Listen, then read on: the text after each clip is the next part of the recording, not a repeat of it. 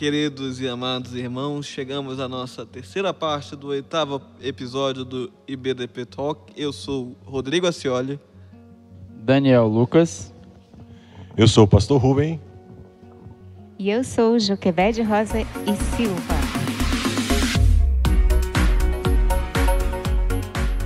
Eu gostaria de abrir esse programa com a palavra de Deus na carta que Paulo escreveu, a segunda carta que Paulo escreveu ao seu filho na fé Timóteo, no capítulo 1, verso 5, que diz: trazendo à memória a fé não fingida que em ti há, a qual habitou primeiro em tua avó Loide e em tua mãe Eunice, e estou certo de que também habita em ti. Paulo ele escreve ao seu filho na fé Timóteo, elogiando o caráter da sua mãe e da sua avó que lhes ensinaram os primeiros passos na fé cristã.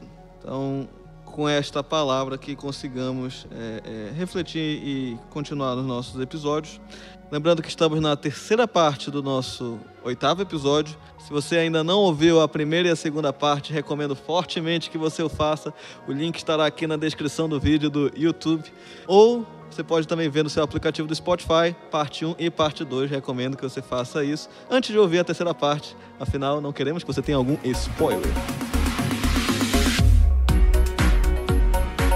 Pegando um gancho no episódio anterior,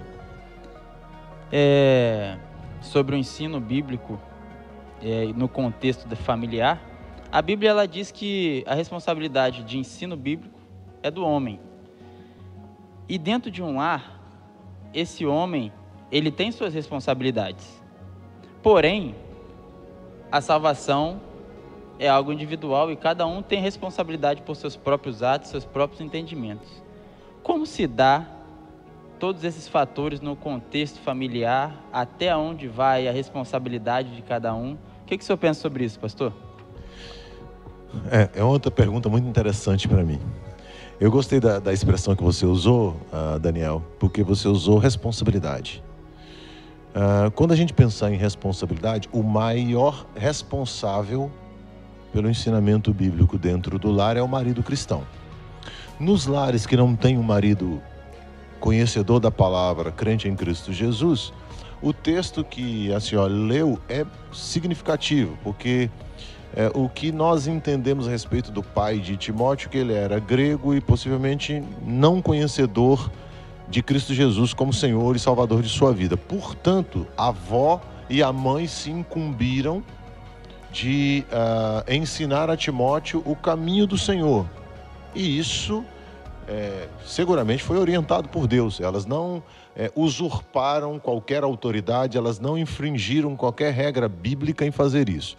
A gente precisa considerar que um marido crente em Cristo Jesus, ele é o maior responsável pela educação espiritual e pelo direcionamento espiritual da sua família, mas ele não é o único. A gente precisa fazer esse tipo de consideração. Quando ele está fora, numa viagem, numa situação emergencial que precisou sair, a sua esposa fica e ela responde no lugar dele. Por quê? Os dois precisam andar juntos, porque eles precisam ir numa direção única para que, na ausência do marido, por qualquer que seja a razão, eu não estou pensando aqui em morte, mas viagem, trabalhos, algo a mais precisou ser feito, visita a parentes enfermos que ele precisou ir e a esposa ficou, ela vai dar conta do recado tranquilamente. Se a gente for para Provérbios, a gente vai perceber lá que diz que o filho insensato, ele rejeita o conselho da mãe também. Em Provérbios não menciona que ele só desobedece aos ensinamentos do pai. Ele é dor de cabeça para sua mãe por não ouvir os conselhos dela. É lógico que lá dizem outras palavras. Então, a gente precisa compreender, e eu queria citar exemplos que são um pouco mais perto de nós do que quando a Bíblia foi escrita. A mãe de John Wesley, ela foi uma mulher que fez questão de ensinar a palavra do Senhor para os seus filhos. E tem mais, não foi só João Wesley que causou impacto porque o evangelho entrou no seu coração. Não, o irmão dele Charles Wesley também foi muito utilizado por Deus na confecção de muitos hinos, que até hoje nós cantamos alguns deles. Isto então quer dizer que uma mulher consagrada, disposta, ela também pode ser útil ao Senhor e transmitirá ensinos da palavra do Senhor aos seus filhos. Mas, considerando uma família que tem pai, mãe e filhos, e todos ali, pelo menos pai e mãe, conhecem a Cristo Jesus e filhos conhecem a Cristo Jesus, o maior responsável é o homem pelo padrão de Deus. Mas nas famílias, por exemplo, na nossa igreja nós temos famílias que a esposa é quem cuida de tudo porque nem tem mais esposo, ou por uma questão de divórcio, ou até mesmo por uma questão de falecimento. Neste caso, essa mulher se torna responsável pela condução, porque falta este companheiro comprometido com Jesus que possa fazê-lo. E eu não vejo que a Bíblia diz que isso é um erro. O melhor seria que marido e mulher pudessem estar juntos neste processo, porque eles dividiriam a carga, segundo o exemplo que eu dei. O marido estando, ele é o maior responsável. Na sua ausência, porque viajou, porque foi visitar parentes porque estavam com doença, ou porque o seu trabalho exigiu, a esposa ficaria suprindo a sua ausência até que ele retorne. Então, a gente precisa entender que a Bíblia, ela trabalha com esta dinâmica. Uma mãe, ela tem também todo o direito de ensinar, corrigir, consolar, e, portanto, eu entendo que as mulheres devem ser profundas conhecedoras das Escrituras, como Joquebed já mencionou. Tito 2 nos dá abertura para tudo isso. Agora, eu fiz questão de reforçar o papel do homem, meus queridos, porque hoje em dia, na nossa atual sociedade, há um grande estímulo para que os homens sejam omissos no seu papel. Deus deu a nós, homens, uma responsabilidade e um privilégio, e nós não podemos transferir isso nem sequer para a igreja. Há homens dentro do evangelho que estão pensando hoje que é o pastor, o professor da EBD, os diáconos, os líderes das igrejas que devem ser os responsáveis pela educação espiritual de sua família. Não, nós não podemos transferir isso. A igreja existe para nos ajudar, para nos municiar de ferramentas para que nós possamos fazer isso dentro dos nossos lares. Pensa aqui comigo. Quando a igreja está funcionando normal sem o Covid-19, o que acontece? Você tem 3 cultos por semana, no máximo 4. 2 no domingo, 1 durante a semana para toda a igreja e 1 para os jovens. Se você considerar que a semana tem 176 horas e que você gasta 4 horas no domingo, mais 2 na quarta-feira e mais 2 no sábado para os jovens, você gasta 8 horas. De 176, se você tira 8, fica 168 horas. São 168 horas que nós passamos longe das reuniões de igreja. Então é necessário que os pais, homens em especial, e mulheres cristãos, entendam que eles precisam reforçar o conhecimento bíblico dentro dos seus lares e que o homem é o principal responsável.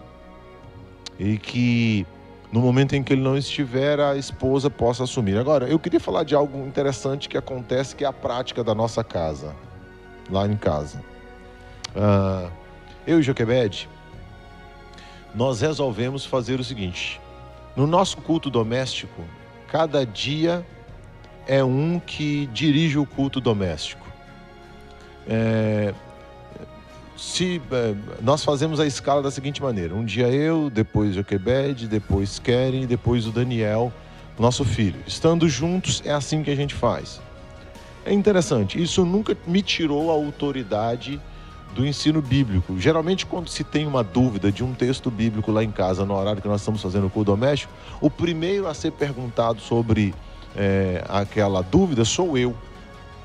Então, o fato de cada um deles dirigirem, nós fizemos isso, esse acordo eu e Joquebed fizemos, para ensiná-los a conduzir um grupo em reunião. É uma questão didática que nós fizemos dentro da nossa família. Eu não estou aqui dizendo que todas as famílias devem fazer isso, mas só dizendo para você qual é a dinâmica que a minha família faz em culto doméstico. Nós temos vários itens do nosso culto doméstico, cada um pode colocar a ordem que quiser nos itens, mas os itens praticamente não mudam, que tem a ver com leitura da Bíblia, cantar, orar. É lógico, depois da leitura da Bíblia que a gente sempre conversa sobre o texto. E orar por algum assunto, e a gente tem caderno de oração, e a gente também fala versículos bíblicos. São coisas que não podem faltar no nosso culto doméstico. Quem está dirigindo, faça a ordem como bem quiser. Mas isso tem sido tão interessante que a gente vê como é que cada um está na sua capacidade de liderar o grupo. E isso não me tira a autoridade em momento nenhum, porque sempre estou fazendo observações sobre a leitura bíblica. O ensino acaba sendo minha responsabilidade quando eu estou de fazer as observações. Eu espero que isso até sirva para você. Eu não estou nem querendo que você faça a mesma coisa na sua casa, mas que você encontre a dinâmica do seu lar para que vocês possam funcionar e que o princípio de adorar a Deus em casa seja algo de realidade para a sua família. Esse tempo do Covid, apesar de que eu não estou viajando tanto quanto eu fazia, mas está sendo gostoso demais, porque a gente pode fazer culto doméstico praticamente todos os dias lá em casa. Acho que só um dia por semana que a gente não está fazendo. Os outros todos nós estamos fazendo. Está sendo gostoso demais, prazeroso. Para mim é magnífico. Que Deus abençoe você. De maneira prática também, queridos, como o Rubem já falou, né? Que a primeira responsabilidade é do esposo.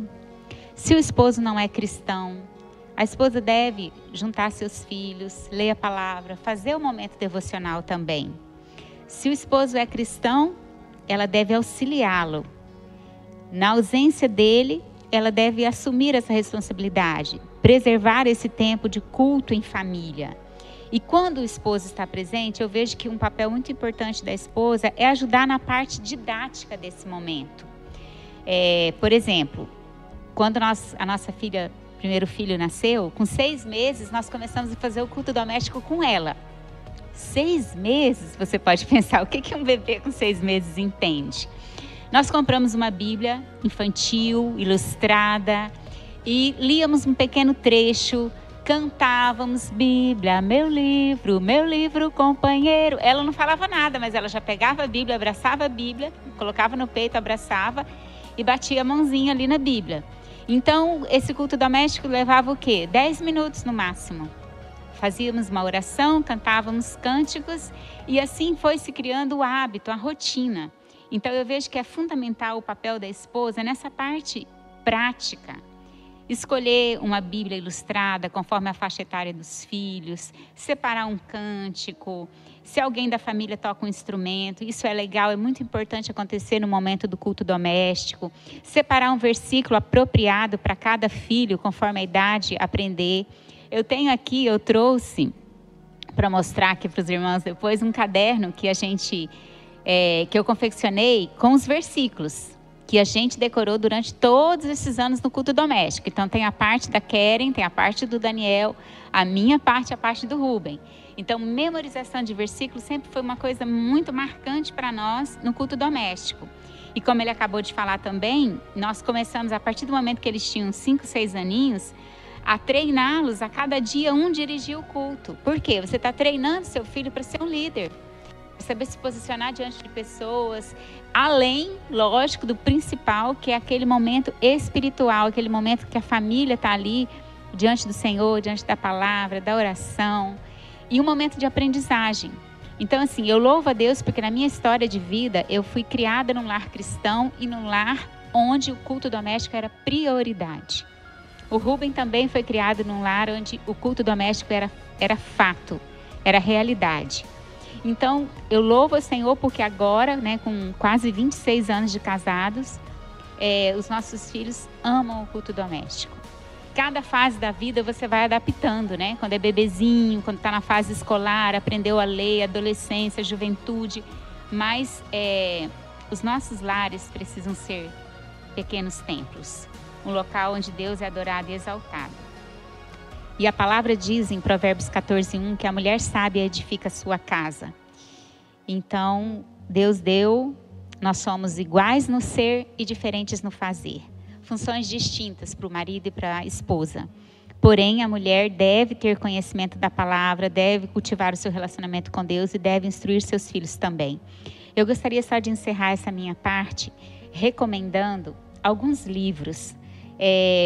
Especificamente dessa parte do culto doméstico, a gente percebe que muitos casais têm dificuldade. Então, eu queria sugerir os 101 ideias criativas para culto doméstico do pastor David Murk. Eu não sei agora por qual editora está sendo publicado esse livro, mas é maravilhoso, tem ideias muito práticas para culto doméstico. Agora, especificamente para as mulheres, eu quero indicar o Esposa Excelente, é da editora Fiel. Outro que eu li também maravilhoso, Sábia e Conselheira, também que é da editora Fiel. É bem baseado em Tito 2, falando sobre o papel da mulher. E um mais recente, que é mais novo também de publicação, que eu li agora esse ano, é O Poder da Oração pelo Casamento. É da editora United Press. Maravilhoso. Fala muito sobre como orarmos pelo marido, como orarmos pelos filhos. É transformador, irmãs. Tem sido assim na minha vida e eu recomendo para vocês. Eu gostaria de falar um pouquinho sobre isso. Primeiramente, sobre a função do homem como uma pessoa que é responsável pelo ensino no lar cristão. Serei breve na minha fala e também recomendarei alguns livros, tendo em vista que a irmã Joquebede falou. Um parênteses aqui, eu amo a providência de Deus, porque no dia que a gente gravou isso, eu li justamente um livro que falou exatamente o que a irmã Joquebede falou agora. Eu achei incrível agora. Fiquei maravilhado neste momento, e a providência de Deus é algo incrível. Sobre a educação cristã no lar, tem um livro muito legal que fala sobre a masculinidade bíblica, né, que o nome dele é Homens de Verdade, editado pela editora Fiel aqui no Brasil. E ele fala sobre o papel do homem como o provedor, porque ele baseia todo o seu argumento em duas palavras de Gênesis 2:15, que o papel do homem é cultivar e guardar. E ele expande esse conceito para toda a vida do homem, inclusive na sua casa e na sua família. Cultivar no sentido de nutrir, e aqui vai o grande X da questão, não é apenas nutrir emocionalmente e nem materialmente, mas sim espiritualmente. Por isso, né, tem a função do ensino bíblico no lar. Agora, especificamente sobre o que a irmã Joquebede falou, que eu fiquei maravilhado com a providência de Deus, foi o livro que eu estava lendo. Inclusive, eu comentei sobre ele semana passada, Você é Aquilo que Você Ama, do James K. Smith. Ele é editado no Brasil pela editora Vida Nova. O 6º capítulo fala sobre vida cristã e sobre ensino dos filhos. Literalmente isso. E o que ela falou tem lá no livro, e eu acho que é bom ressaltar. Nossa casa deve ser um pequeno templo, para que as pessoas possam aprender a adorar a Deus efetivamente e amá-lo como Deus. Nós ensinamos os nossos filhos, além de conhecer a Deus, a amar a Deus e efetivamente adorá-lo como único e verdadeiro Deus. Os livros, eu quero dizer que vai estar na descrição do vídeo o título, a editora e tudo mais. Nós queremos agradecer aos nossos convidados, pastor Rubem, irmã Joquebede, muito obrigado pelas palavras, pelo tempo aqui conosco, por esse episódio na integralidade. Quero dizer que eu fui muito abençoado pelas palavras que os irmãos trouxeram, de verdade. Ao meu querido amigo Daniel Lucas, que esteve comigo, e ao nosso querido, grande, único Gessé, que sem ele nada disso seria possível, porque, falando sério, quem tem todo o trabalho de editar isso daqui é ele. Então, muito obrigado, Gessé. Aos nossos ouvintes, muito obrigado. Espero que tenha sido uma bênção para todos. Pastor Rubem, uma palavra pastoral para encerrarmos este 8º episódio. Meus queridos, este mês é o mês que a gente está enfatizando família. Essas palavras todas que foram dadas, talvez algumas delas até confrontou o seu coração, mas nós não gostaríamos que tudo quanto foi falado aqui apenas servisse de peso para você. O que nós mais desejamos é que seja um incentivo, um estímulo. Mesmo que você não esteja fazendo o que foi falado aqui, que você comece a fazer. Pensando em cristianismo, nunca é tarde para começar uma coisa boa. Aquilo que a gente é convencido por Deus de que é bom, a gente precisa praticar. Porque se a gente não praticar, passou o Covid, a gente vai esquecer. Então, não espere a pandemia passar para você começar a praticar coisas boas como essas que foram sugeridas para você. Porque fazendo assim, você estará abençoando o seu lar. Fazendo assim, você, ao ter um lar abençoado, estará fortalecendo a sua igreja. Porque uma igreja é forte à medida que os seus lares são fortes. Então, nós não gostaríamos que ficasse apenas um peso. O que nós mais queremos que fique é a consciência de que você pode ser diferente e melhorar nesse quesito da espiritualidade da sua família, nesse quesito das responsabilidades dentro da sua família. E que Deus abençoe a você e a sua família a progredirem espiritualmente na direção de glorificar e exaltar o nome do nosso grandioso e bom Deus. Que Deus abençoe a cada um de vocês em Cristo Jesus.